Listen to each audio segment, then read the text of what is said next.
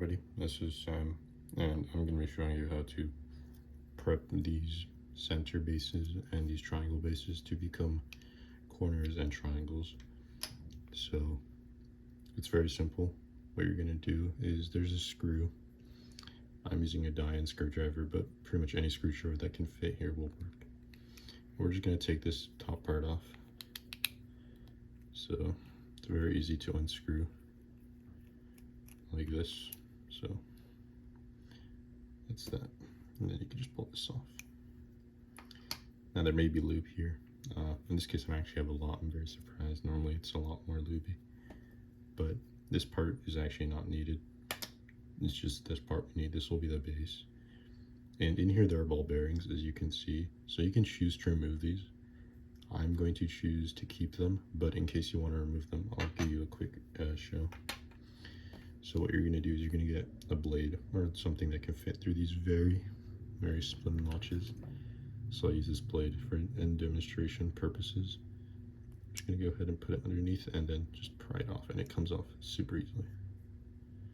So I'm not going to be too rough with it because this does also allow the springs to kind of jump out, but just carefully pry it off, and it comes off very easily, so don't worry. And in here you'll find there are springs and ball bearings, so you can choose to remove these using the blade. So you would just basically, I recommend a blade. You'd go underneath the spring right here, there's a little gap, and just lift these out, and they'd come out very easily. I'm not going to do that because the ball bearings can provide better stability, and they make a more prominent feel. But in case you don't want the loud clicking, you can take them out. But once you have the base prepped, go ahead and keep the screw here and just keep it like this. In fact, you could screw these back on, but I'm gonna go ahead and put these in the bag of parts I don't need, and then you just keep the screws. So you can keep them like this to make sure they don't get lost. And then the same thing applies for these triangles. You just unscrew them like this, and it's very easy. They just pop off. There's nothing you need to worry about in terms of it being popping off or anything. So in case you're wondering how these will go, once you finish magnetizing, which I'll show in the next video, but once you finish magnetizing, what you'll do is you'll place triangles like this. So you just place them down into this part. It's a little tricky to see, but you basically will just push these down. In fact, I think these might be upside down.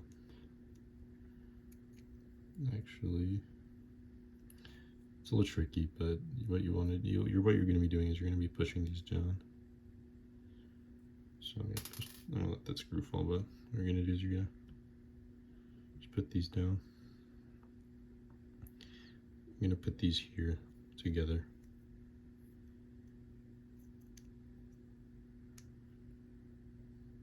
Like that. So in this case, it's a little tight.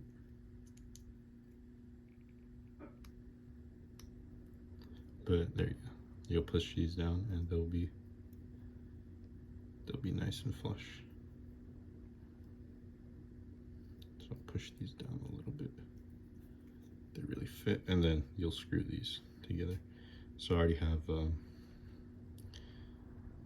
have this magnetized piece, but you'll do this when it's finished magnetizing, and you'll just screw this in like so. So when you're screwing in these 3D printed parts, it may be a little tricky, but that's because they haven't been threaded.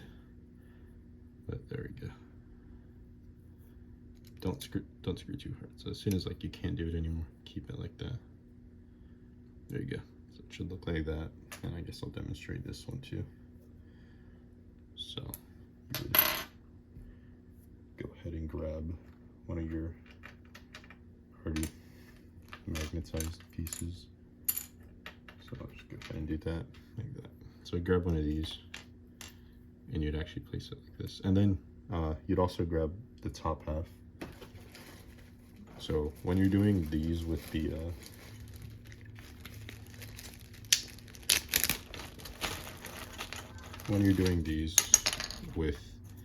you're doing these corner ones, you also need to put the base together. It's like that, and you'd like push these together, and that's how. So I'll show you what it would look like. So you push these together like so. Just make sure they're nice and tight. Grab the screw, push it through, and then you just hold it like that, and then screw it. So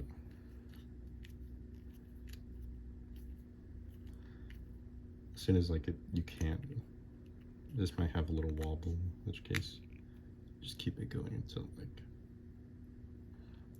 there we go. So no wobble, and I can't unscrew it anymore. And these will just be connecting like this. So it would be like that. So not only are the ball bearings going to be clicking on the bottom right here, but you also have the magnetization up here. These are pretty strong, so that's actually really nice. As you can see, they're not completely even, but that's just due to the mechanism or the printing. They're not always going to be flush. But other than that, that's how you go about assembling these. In the next video, I'll actually show you how to magnetize these. It's a little out of order, I know, but this is just so you know in advance why you're doing it, or you know in advance how to remove these in case you don't want them. Magnetization is really essential, but you can also skip it.